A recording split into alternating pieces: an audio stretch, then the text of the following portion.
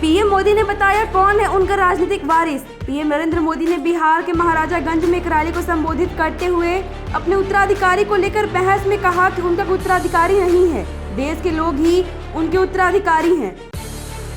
काम की बात तो करते नहीं, सिर्फ गाली देने बिहार आते हैं। तेजस्वी का पीएम मोदी पर पलटवार। तेजस्वी यादव ने प्रधानमंत्री के बयान का पलटवार करते हुए कहा कि प्रधानमंत्री मोदी बिहार में काम के बारे में बात नहीं करते, बल्कि सिर्फ उन्हें और उनके पिता लालू यादव को गालियां देने आते हैं। उन्होंने मोदी के बयान को नकारा और कहा कि उन्होंने बेड को भी जंगल से जोड़ दिया है।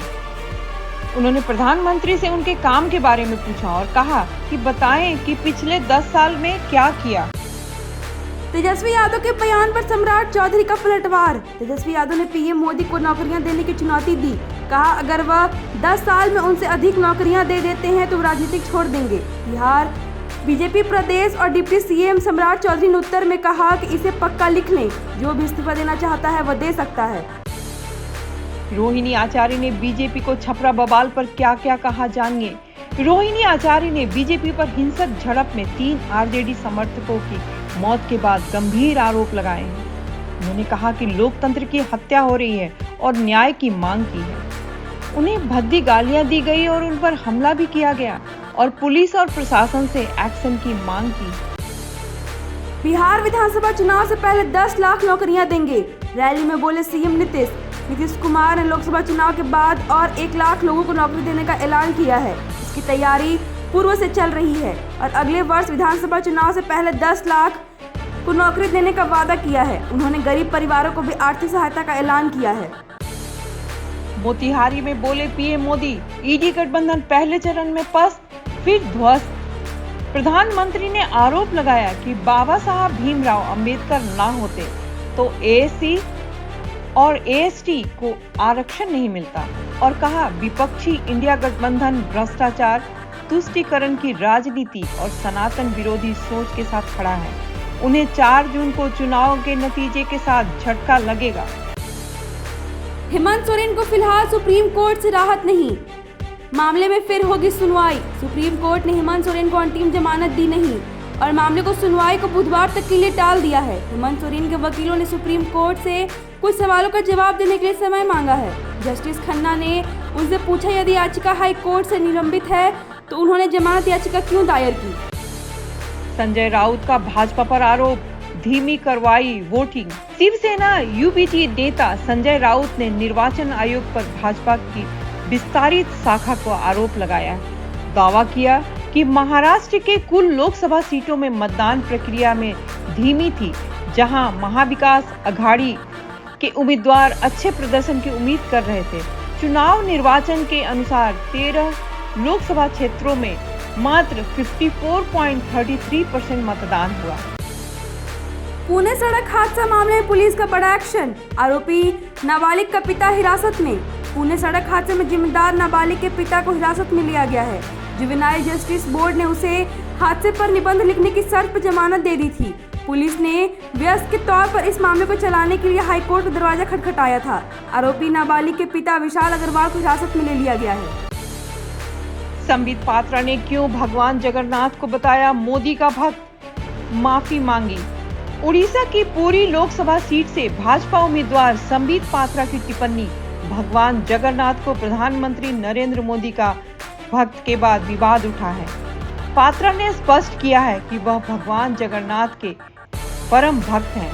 मुख्यमंत्री नवीन पटनायक ने उनकी टिप्पणी की आलोचना की और इसे भगवान जगन्नाथ के नाम पर राजनीति का आरोप लगाया। कहा करोड़ों भक्तों की आस्था को ठेस पहुंची है। जिस पार्टी की सरकार उसी की महिला सांसद के साथ दुर्व्यवहार, सुधांशु त्रिवेदी का बयान।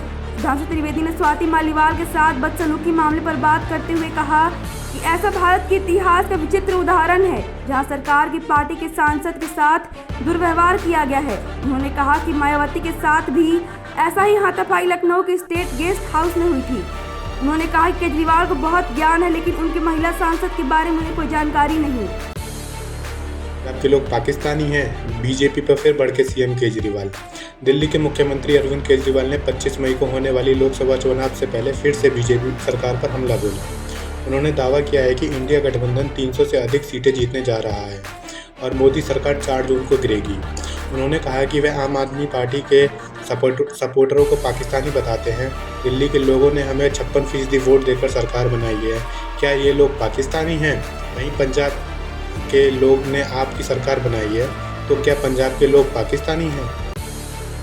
स्वाति मालीवाल की धमकी, वोट लेकर जाऊंगी। स्वाति मालीवाल से कथित मारपीट के मामले में उन्होंने दिल्ली सरकार के मंत्रियों पर आरोप लगाया है कि वे उनके खिलाफ झूठ फैला रहे हैं। उन्होंने मंत्रियों को अदालत में ले जाने की धमकी दी है।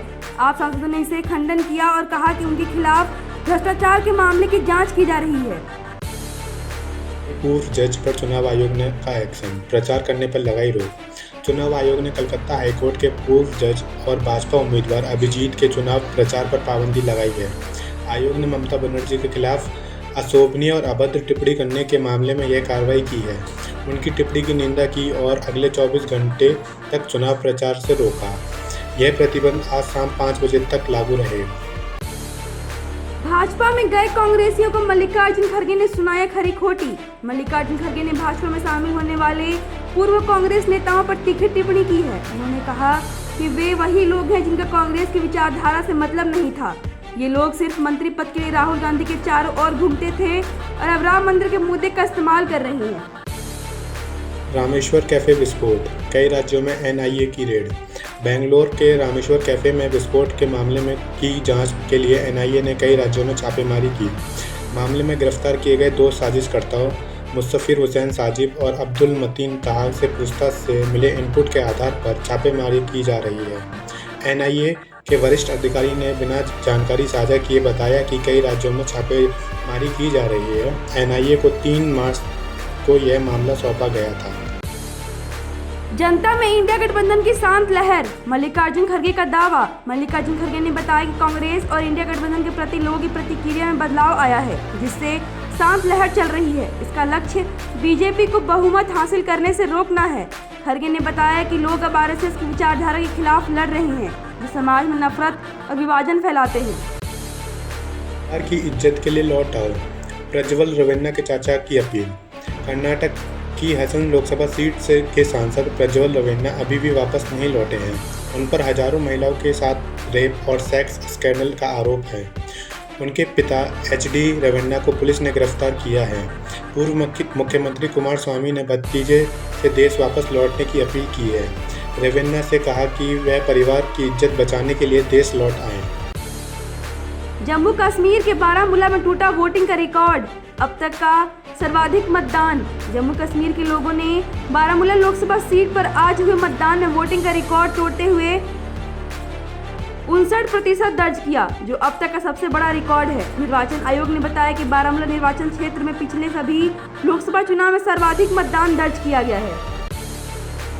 गुजरात में पकड़े गए ISIS के 4 आतंकी, अलर्ट पर दिल्ली। गुजरात पुलिस के आतंकवाद निरोधी दस्ते ने 4 श्रीलंकाई नागरिकों को ISIS संगठन से संबंधित आरोपों में गिरफ्तार किया है। इसके बाद दिल्ली में अलर्ट जारी है। यहूदी प्रतिष्ठान की सुरक्षा में वृद्धि की जा रही है।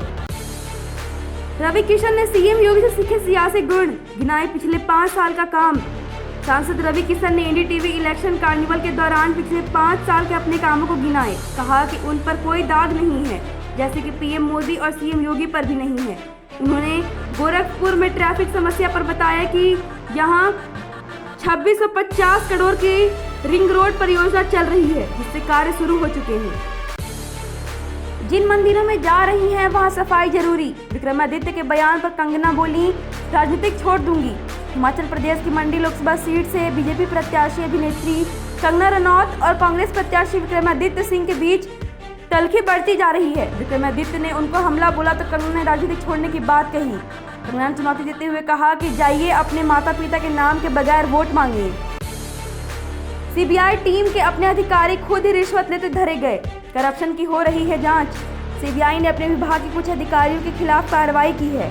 उनमें से एक अधिकारी को मध्य प्रदेश में नर्सिंग कॉलेज की अनियमितता के दौरान रिश्वत लेने के आरोप में गिरफ्तार किया गया है। इस मामले में 12 अन्य भी गिरफ्तार हैं। केदारनाथ धाम के गर्भगृह में सबको होंगे दर्शन, मंगलवार को मंजूरी दी गई। केदारनाथ में प्रशासन और BKTC के अधिकारियों ने तीर्थ पुरोहितों के साथ वार्ता की और यह निर्णय लिया कि मंगलवार सभी तीर्थयात्रियों को गर्भगृह में बाबा केदार के दर्शन करने का अवसर मिलेगा। अब तक यात्रियों को सभा मंडप से ही दर्शन कराया जा रहा था, लेकिन अब इस निर्णय के बाद गर्भगृह के दर्शन में मंजूरी दी जाएगी। प्रेग्नेंट है कैटरीना कैफ, वायरल वीडियो ने इंटरनेट पर मचाई हलचल। कैटरीना कैफ और विक्की कौशल लंदन में छुट्टियां मना रहे हैं और हाल ही में विक्की के जन्मदिन को मनाया। एक वीडियो में उन्हें हाथों में हाथ डाले देखा गया और इससे बाद कैटरीना कैफ गर्भवती दिखाई गई, जिससे इंटरनेट पर हलचल मची हुई है। न्यूट्रिशनिस्ट ने बताया लहसुन को कैसे पकाना चाहिए, ध्यान न रखने पर सेहत को नहीं मिलेंगे फायदे। लहसुन काटने के तुरंत बाद इसे पकाना नहीं चाहिए, क्योंकि इससे एलिसिन नामक एंजाइम डीएक्टिवेट हो जाता है, जो इसके स्वास्थ्य लाभों को कम कर सकता है। लहसुन में विभिन्न पोषक तत्वों जैसे vitamin C, vitamin B6, phosphorus, calcium, potassium, iron और कॉपर होते हैं, जो सेहत के लिए फायदेमंद होते हैं। गौतम गंभीर के खुलासे ने मचाई खलबली, चयनकर्ता के पैर नहीं छुए। गंभीर ने अश्विन के यूट्यूब चैनल पर बात करते हुए अपने कैरियर के आरंभिक दिनों की चर्चा की, जब उनका चयन अंडर 14 टूर्नामेंट में हुआ था, क्योंकि उन्होंने चयनकर्ता के पैर नहीं छुए थे। उन्होंने बताया कि वो उस समय अपने प्रयासों में विफल रहे, लेकिन उन्होंने खुद से वादा किया कि किसी के पैर नहीं छुएंगे और न ही किसी को अपने पैर छूने देंगे। दिल्ली में वोटिंग के दिन भी जारी रहेगा गर्मी का प्रकोप, इतने डिग्री तक जा सकता है तापमान। 25 मई को दिल्ली में वोटिंग होने जा रही है और मौसम विभाग के अनुसार इस दिन भी भीषण गर्मी की संभावना है। तापमान का अनुमान है कि पारा 46 डिग्री सेल्सियस तक पहुंच सकता है। शुक्रवार से ही दिल्ली में भीषण लू का प्रकोप शुरू हो गया था, जिससे वोटिंग प्रक्रिया पर भी असर पड़ सकता है। माइक्रोसॉफ्ट ने लॉन्च किया कोपायलट प्लस पीसी। कंपनी का दावा मैकबुक एयर M3 से 58% होगा फास्ट। माइक्रोसॉफ्ट ने कोपायलट प्लस पीसी को लॉन्च किया है, जो एक नई कैटेगरी के तौर पर पेश किया गया। इसमें NPU तकनीक का उपयोग किया गया और 40 से अधिक AI मॉडल शामिल है। माइक्रोसॉफ्ट CEO सत्य नडेला ने इसे इंट्रोड्यूस किया, कहा कि यह सबसे तेज और इंटेलिजेंट विंडो पीसी है। इन्फ्लुएंजा से लड़ने में mRNA आधारित टीके महत्वपूर्ण हथियार। mRNA टीकों का क्लिनिकल परीक्षण शुरू हो गया है और शोधकर्ताओं को इन्फ्लुएंजा के खिलाफ लड़ाई में इसके व्यापक रूप से सकारात्मक परिणाम मिलने की आशा है। इन्फ्लुएंजा से हर साल दुनिया भर में 6,50,000 लोगों की मौत हो जाती है।